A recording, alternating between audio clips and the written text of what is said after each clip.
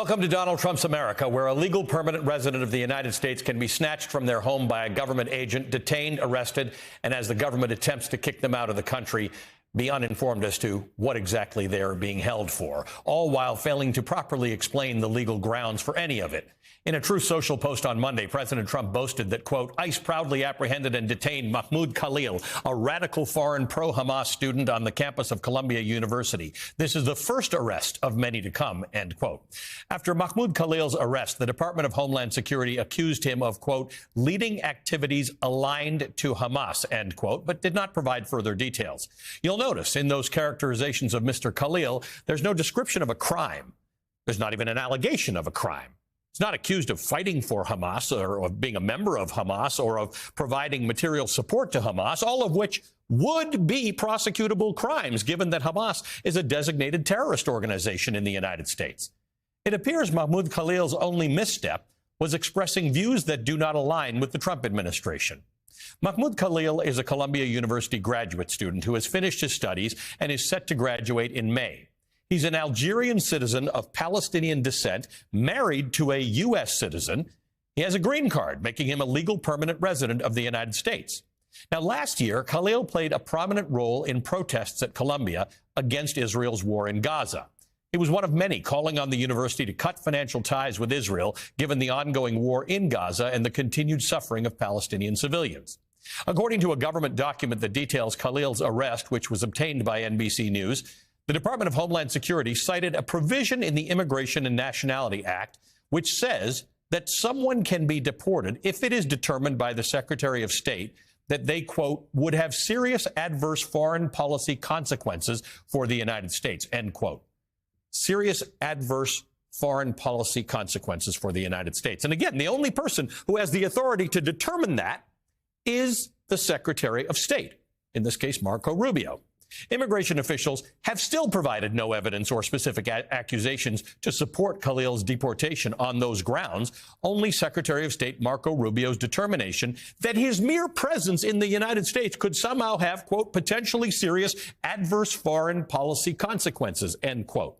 Remember that. If everything's an emergency, then everybody's got a right to do whatever they want to do. One of Khalil's lawyers told the Associated Press, quote, they're trying to make an example out of him to chill others from making similar speech, end quote. Khalil's arrest is part of a broader assault on academic freedom. Just this week, the administration announced investigations into 60 universities for alleged anti-Semitism. Now, historically, universities have been critical centers for anti-war protests, for political dissent, precisely because they foster critical thinking and free inquiry, whether it's tasteful or distasteful. My next guest, Michael Roth, understands firsthand the challenges that university leaders face as they find themselves caught in the crosshairs of the Trump administration's assault on higher education. Roth, the president of Wesleyan University in Connecticut, emphatically refuses to submit to Trump's assault on the freedom of expression. He is, by the way, an ardent supporter of Israel. He's a strong advocate for free speech, and he sees no inherent conflict between those two views. He's strongly urging other university presidents to stand up for their students and to avoid the pitfall of what he calls institutional neutrality, which he describes as a misguided attempt to avoid controversy and ultimately an act of cowardice.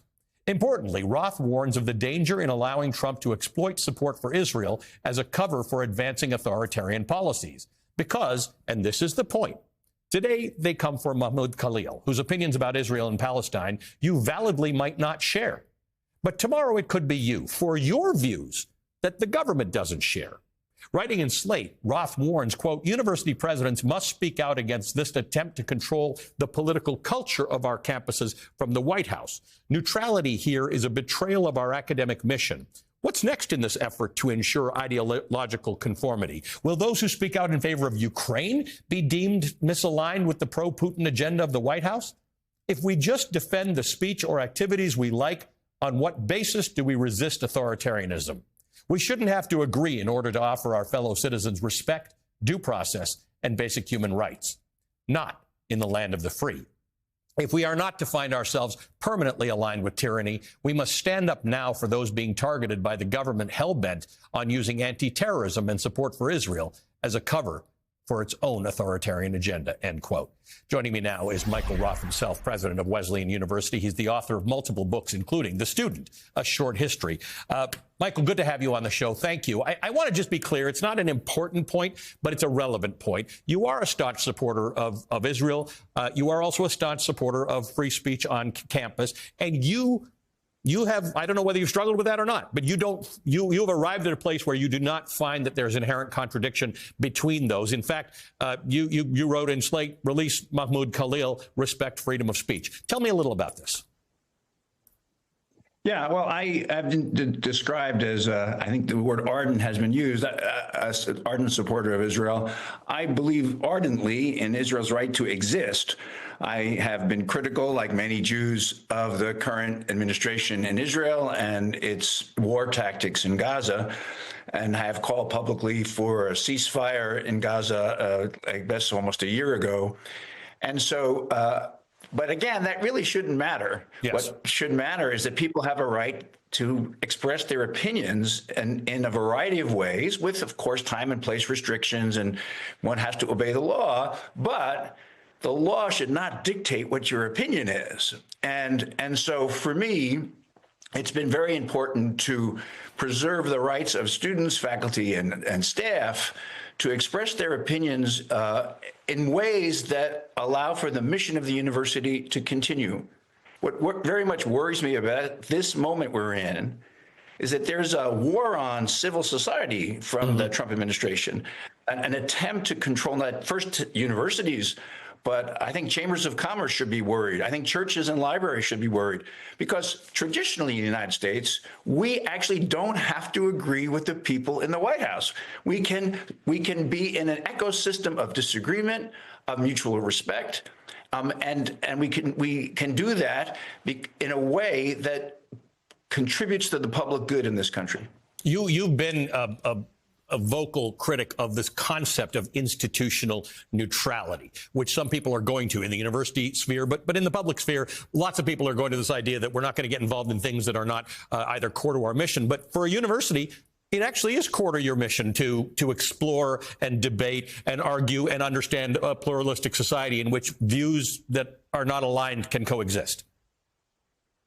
That's right. And again, time and place restrictions are perfectly legitimate.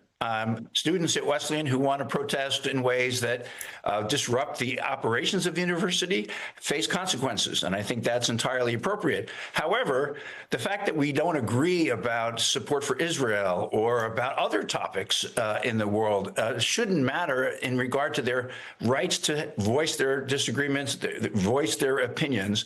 And so I think as long as you preserve what I've called a safe enough space where people are not intimidated and harassed, and of course, there were some instances of that at Columbia and elsewhere, where people were harassed and intimidated. I do think universities should stop that from happening, but they shouldn't use that as a cover for an authoritarian agenda, which I think is what's going on right now. So part of the problem with the authoritarian creep is often it starts by targeting groups or individuals who do not elicit much public sympathy. It's what's happening in the federal civil service, right? You don't really know what USAID does or what certain departments do, or people who have sympathies like Khalil does. But that's not the point that you're making. The point is, over time, this does become a sort of a form of censorship. It makes it palatable, and before you know it, it starts to reach into your own circle, and either Ali Velshi or President Roth have views that don't align with the government or somebody, and then we find ourselves in trouble. That's right. I mean, I just left Torah study to come and do this interview. So I am alert, and maybe even more than a little alert, about the rise of anti-Semitism. I think it is a tremendous problem around the world. But I am appalled when people use anti-Semitism as a vehicle for making the central government more powerful in the United States. In America, we have this great old tradition of decentralization, where people have the right in their communities to have different points of view that don't have to line up with the government. And this effort to make everybody line up with the government is pernicious, and it'll undermine our culture, it'll undermine our scientific discovery, and it'll be bad for political freedom. The Associated Press last night released a strong critique of Trump's ultimatum to Columbia University, which includes demands like ousting the leadership of an academic department. The report called it a stunning intrusion and a direct attack on academic freedom. They quoted a number of prominent scholars, including Erwin Chemerinsky, a constitutional law scholar, who called the move beyond the authority of the federal government. He said it's chilling to see the government try to control universities in this way. Joseph Howley from Columbia University, he's a professor, said that if the government can force a university department to shut down or to restructure, then, quote, we no longer have universities in this country. This is an important point, because when you think about this authoritarian creep around us, a number of people have said, at least we have the universities. Absolutely. And the letter to Columbia, they're starting with the admissions policies, and they're getting all the way to graduation policies. It is wildly overreaching. I have my differences with some of my departments, and sometimes at night I'll say to my wife, I wish they would close that department, but that's nonsense. Of course, the department has its own authority, its own professional points of view. I don't have to agree with them to have them exist legitimately. The notion that the federal government is going to tell an academic department what to do, whether it's the Department of Anthropology or the Department of Biophysics. I mean, these guys don't know how to run a railroad. They're certainly not going to tell you how to do molecular biology. And the ecosystem of research and the creation of new knowledge in universities has been so powerful for American prosperity, American freedom, American ingenuity. To have that disrupted by government overreach is a disaster for this country. Michael Roth, excellent conversation. Thank you for joining us this morning. Michael Roth is the president of Wesleyan University and the author of multiple books, including The Student, A Short History.